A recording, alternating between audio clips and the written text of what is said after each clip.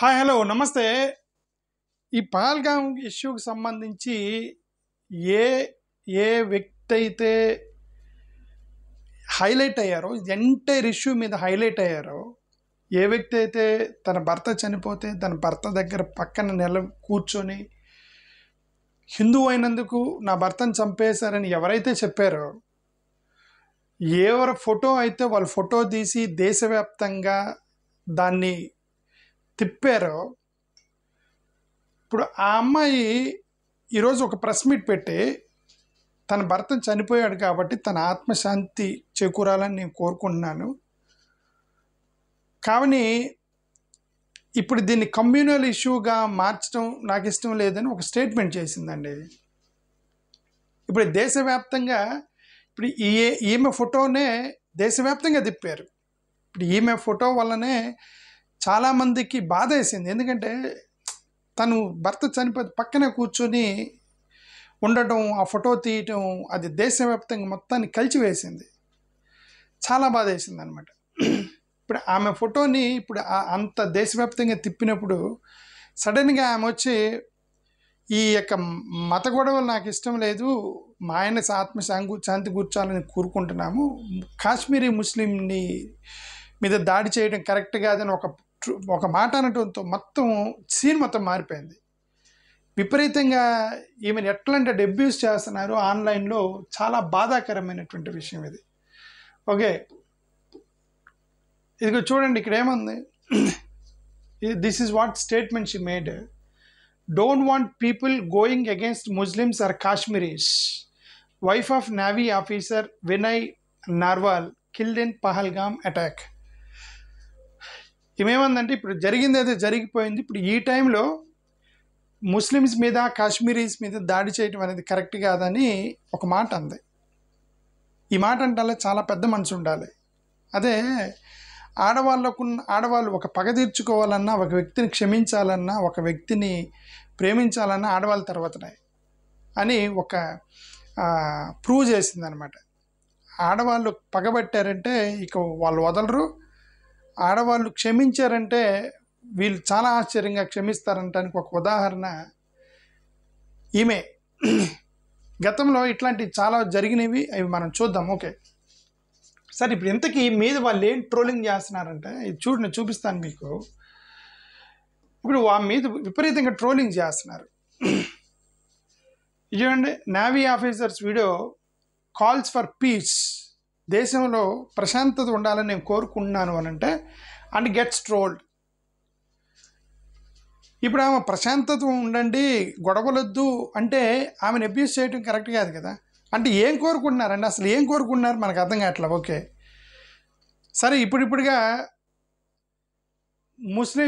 ముస్లిం టెర్రరిస్టులు కాబట్టి టెర్రరిస్టులు ముస్లిమ్స్ కాబట్టి ఇప్పుడు వాళ్ళు చంపేశారు కాబట్టి ఇప్పుడు భారతదేశంలో ఉన్న 14% ముస్లిమ్స్ని ఏం చేద్దాం చెప్పండి. పోనీ ఏం చేద్దామా? 14% ముస్లిమ్స్ని ఏం చేద్దామని అది చెప్పండి అండి. పోనీ ఏం చేస్తారు? వాళ్ళందరిని ఏం చేయాలని ఈ ట్రోలర్స్ కోరుకుంటున్నారు అనేది అర్థం కావట్లా. ఓకే సరే, ఇప్పుడు ఆమె ఏమందంటే ఈ కాశ్మీరీస్ మీద ఇది చేయడం కరెక్ట్ కాదు అని ఎప్పుడైతే అందో, వీళ్ళు ట్రోలింగ్, విపరీతమైన ట్రోలింగ్. చూడండి, ఈ మెసేజ్ చదవడానికి కూడా చాలా బాధాకరమైన మెసేజ్, కానీ చదువుతున్నాం మీకు. ఓకే, ఇది మొత్తం చదవడానికి కూడా అంత బాగలేదు, బట్ ఆయన ఇక్కడ చెబుతా she was in living relationship with Kashmiris అని చెప్పి తిప్పుతున్నారు. అవంటే కాశ్మీరీస్ తోటి ఏంది తెలుగులో అక్రమ సంబంధం పెట్టుకుందామని. ఏది ఒక భర్త చనిపోయిన ఒక మహిళ ఆల్రెడీ భర్త చనిపోతే అక్కడ కూర్చొని ఏడ్చింది. అక్కడ కూర్చొని ఏడ్చితే ఆమె ఫోటో తీసి దేశవ్యాప్తంగా తిప్పారు వీళ్ళే. సడన్గా వచ్చి ఇంకో గొడవ వద్దండి, ముస్లిమ్స్ హిందువుల మధ్య గొడవ వద్దు అని ఒక మాట ఉందని చెప్పేసి ఇప్పుడు ఆమె కాశ్మీరీస్తో అక్రమ సంబంధాలు ఉన్నాయి, లివింగ్ రిలేషన్షిప్లో ఉంది. అర్ధరాత్రి చదువుకునేటప్పుడు జేఎన్యూ ఢిల్లీలో ముస్లిమ్స్ ఉండే ఆ బాయ్స్ హాస్టల్కి వెళ్ళేదని విపరీతంగా తిప్పుతున్నారండి. చాలా బాధ వేసింది. ఇగో ఈమెవరు చూడు, stay away from these JNU beaches అంటే బీచెస్ అని ఎందుకు కావాలనే రాశారు. వాళ్ళకి స్పెల్లింగ్ కాదు, కరెక్ట్ స్పెల్లింగ్ రాస్తే మళ్ళీ కేసులు అర్థమైంది కదా. ఇప్పుడు బీచెస్ అంటే ఇప్పుడు ఏమని తిట్టాలనుకుంది మీకు అర్థమైంది అనుకుంటున్నా. ఓకే, ఏది ఒక ఆడపిల్లని ఈ విధంగా తిడతారా? Okay, she wants peace and secularism. Husband died for being Hindu and she wants peace and secularism. And why she still wearing mangalsutra? What is this? I don't understand. హిందువులు సెక్యులరిజం అంటే ఇంక మంగళసూత్రం వేసుకోకూడదా? హిందువులు సెక్యులరిజము ఈ గొడవ వద్దండి, ముస్లిం హిందువుల మధ్య గొడవ వద్దని ఎవరన్నా హిందువులు అంటే ఒక శాంతిని కోరుకుంటే వాళ్ళకి మంగళసూత్రాలు వేసుకోకూడదా? హిందూ సిద్ధాంతం మీద వాళ్ళు నిలబడకూడదా అనేది అర్థమై ఏంటి? నాకైతే అర్థం కాలే. ఓకే, ఇది ఏంటి? ఇది అర్థం కావట్లేదు. ఓకే సరే పోనీ, ఇప్పుడు ముస్లిమ్స్ చంపేశారండి హిందువుల్ని. ఇప్పుడు ఏం చేస్తారు? భారతదేశంలో ఉన్న ఈ 14% ముస్లిమ్స్ని ఏం చేయాలని కోరుకుంటున్నారంటే మళ్ళీ అది చెప్పరు. దేశం నుంచి బహిష్కరించేస్తారా? 14% అంటే ఏందనుకున్నారండి? 15 కోట్ల 20 కోట్ల మంది జనాభా, 150 కోట్ల జనాభా ఉంది భారతదేశంలో. 150 కోట్ల 14% 20 కోట్ల మంది జనాభా ఉన్నారు భారతదేశంలో. ఈ 20 కోట్ల మంది జనాభాని ఏం చేద్దామని పంపించేస్తారా? వేరే దేశాలకు పంపించేస్తారా భారతదేశంలో ఉన్న వాళ్ళని? ఇది అనవసరంగా ట్రోలింగ్ చేయటం. ఇది ఇప్పుడు సమంతని కూడా ట్రోలింగ్ చేస్తున్నారు. ఇప్పుడు సమంత అదేంటి, పాకిస్తాన్కి సపోర్ట్గా సమంత పోస్ట్ చేసిందంట. ఇప్పుడు ఆమె నాకు డౌట్ వచ్చి ఇదేంది, సమంత పాకిస్తాన్కి సపోర్ట్గా పోస్ట్ చేయడం ఏందని నాకు డౌట్ వచ్చి ఆమె ట్వీట్ చూసాను. ట్వీట్ కాదు, ఇన్స్టాగ్రామ్లో ఇది ఒకటి పోస్ట్ చేసింది. ఇదేంది, reverse do not drink their own water, trees do not eat their own fruit, and sun does not shine on itself, and flowers do not spend their fragrance for themselves. Living for others is a rule of nature. We are all born to help each other, no matter how difficult it is. Life is good when you are happy, but much better when others are happy because of you అని ఒక tweet చేసింది. అంటే అర్థం ఏంటంటే, reverse తన వాటర్ని తను తాగదు, చెట్టులు తన ఫ్రూట్ని తనే తినదు, ఓకే, సూర్యుడు తన కిరణాలను తనే ప్రకాశించుకోదు, ఏమంటారు, పూలు తన వాసన తనే పీల్చదు. ఇవన్నీ కూడా వేరే వాళ్ళకి మంచి చేస్తాయి. కాబట్టి మనం మన కోసం జీవించడం కంటే ఒకరికొకరిని సహాయం చేసుకుంటూ జీవించాలి, అప్పుడే సంతోషంగా ఉంటారని ఒక ట్వీట్ చేస్తే, ఇదంటే పాకిస్తాన్ సపోర్ట్గా ట్వీట్ చేసినట్టు అని చెప్పి తిప్పుతున్నారు. అసలు దానికి పాకిస్తాన్కి సంబంధం ఏమైనా ఉందా? ఇక్కడ రివర్ అనే ఒక పదం ఉంది కాబట్టి ఇప్పుడు భారతదేశంలో ఈ యొక్క సింధు నదిని ఆపేశారు కదా. సింధు నదిని ఆపేశారు కాబట్టి రివర్ అనే పదం ఉంది కాబట్టి పాకిస్తాన్కి సపోర్ట్గా చేసినట్ట. This is old quotation said by Pope Francis. ఇక్కడ ఉంది చూడండి, పోప్ ఫ్రాన్సిస్ ఆ కొటేషన్ పోస్ట్ చేసింది. రీసెంట్గా పోప్ ఫ్రాన్సిస్ చనిపోయారు. మేబీ తనకు సపోర్ట్గా అయి ఉండొచ్చుగా, తెలియదు. ఇప్పుడు ఆమె ఎందుకు పోస్ట్ చేసింది అనేది చాలా పోస్ట్ చేస్తూ ఉంటుంది అనుకుంటా. ఓకే, ఇప్పుడు వీళ్ళందరూ ట్విట్టర్లో, ఈ సినిమా వాళ్ళు మొత్తం కూడా ట్విట్టర్లో ఇన్స్టాగ్రామ్లో ఏదో ఒకటి పోస్ట్ చేస్తూ ఉంటారు కదా. రెగ్యులర్ పోస్టింగ్లో ఇది ఒక పోస్టింగ్ చేసి ఉండొచ్చు. ఇప్పుడు ఏమంటే దేశద్రోహి అని చెప్పి ఇది ఏబిఎన్ ఛానల్ ఇతను ఎవరో కూర్చొని ఇది ఒకటి మాట్లాడుతున్నాడు, సమంత దేశద్రోహి.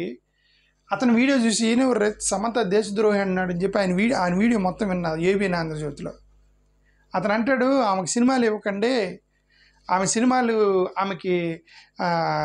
ఆమెని ఇండస్ట్రీ నుంచి తరిమేయండి, సమంతని సినిమాల్లోకి ఎవరు అవకాశాలు. ఆల్రెడీ తన భర్తను వదిలేస్తాను. అఫ్కోర్స్ తన ఇండిపెండెన్స్ని కోరుకుంటే she will never feel bad. ఇప్పుడు డివోర్స్ అని చెప్పి తన సమంత యొక్క కాన్ఫిడెన్స్ చూస్తే ఎవరు అనుకోరు. ఓకే, సెల్ఫ్ డిపెండెంట్ ఉమెన్ చాలా బోల్డ్గా అనిపించింది. ఓకే, బట్ మనకు అనిపించింది కదా, ఆల్రెడీ భర్త విడాకులు తీసుకొని ఇండిపెండెంట్గా గ్రో అవుతానికి ప్రయత్నిస్తున్న ఒక ఆమెకి నువ్వు అవకాశాలు కాకండి, రోడ్డును పడేయండి. ఏందండి ఇది? ఎవరు అసలుకి ఇది ఆలోచన ఏంటంటే, పక్కవాడికి హామ్ చేయటం ఏంటి, పక్కవాడికి సహాయం చేయాలి. కానీ సమంత ఏం చేసింది మిమ్మల్ని? ఓకే, ఇప్పుడు మన రీసెంట్గా పాస్టర్ ప్రవీణ్ గారికి సంబంధించినట్టు భార్య కూడా ఏమంది, ఈ కమ్యూనల్ వైలెన్స్ వద్దు, నేను క్షమించేస్తున్నాను ప్లీజ్, ఈ హిందూ క్రిస్టియన్ గొడవ నాకు ఇష్టం లేదని ఒక స్టేట్మెంట్ చేసింది ప్రవీణ్ గారి భార్య. ఓకే, ఇప్పుడు ఈ క్రిస్టియన్ చేసినప్పుడు సైలెంట్గా ఉన్నారు. ఇప్పుడు క్రిస్టియన్ ఎవరైతే హిందూ క్రిస్టియన్ గొడవద్దు, దయచేసి గొడవలు లేపకండి, కమ్యూనిటీలు గొడవలు లేపకండి అని ప్రవీణ్ భార్య అన్నప్పుడు ఎవరు అప్పుడేమో సైలెంట్గా ఉన్నారు. అదే మాట ఒక హిందూ అంటే గొడవ ఎందుకు? ఇప్పుడు ఆ రోజు క్రిస్టియన్ భర్తను కోల్పోయిన క్రిస్టియన్ హిందువులకి క్రిస్టియన్స్కి గొడవ వద్దని సైలెంట్గా ఉన్నారు. ఇప్పుడు భర్తను కోల్పోయిన ఒక హిందూ నాకు ముస్లిమ్స్కి హిందువులకు గొడవ వద్దంటే ట్రోలింగ్ చేసి తిట్టి బూతులు తిట్టి ఆమెని ఒకే ఆమె భయంకరమైన బూతులు తిడుతున్నారు. ఏందో మరి ఇప్పుడు సోనియా గాంధీ కూడా గతంలో రాజీవ్ గాంధీని చంపేసిన వాళ్ళని సోనియా ఫర్గివ్స్, కాంగ్రెస్ కాంట్రడిక్ట్స్ అంటే అర్థం ఏంటి? రాజీవ్ గాంధీని చంపేసిన వాళ్ళు వీళ్ళంతా, రాజీవ్ గాంధీని వీళ్ళందరూ చంపేశారంటే సెల్ఫ్ బాంబ్ ఏమంటారు దాన్ని, సెల్ఫ్ కిల్లింగ్ చేసుకున్నారు. ఇప్పుడు ఆ సెల్ఫ్ కిల్లింగ్ చేసుకున్నప్పుడు వీళ్ళందరినీ సోనియా గాంధీని క్షమిస్తున్నాను అంది.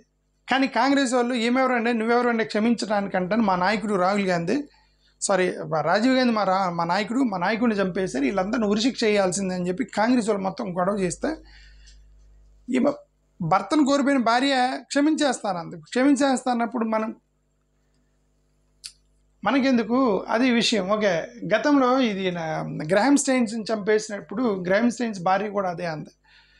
దారాసింగ్ అని ఎవరో ఒక దారాసింగ్ అనుకుంటా, దారాసింగ్ అట్లాంటి వాళ్ళు గ్రాహం స్టెయిన్స్ని చనిపోయిన సజీవంగా దహనం చేసినప్పుడు భార్య బయటకు వచ్చి by this shall all men know that you are my disciples, you have to love one another.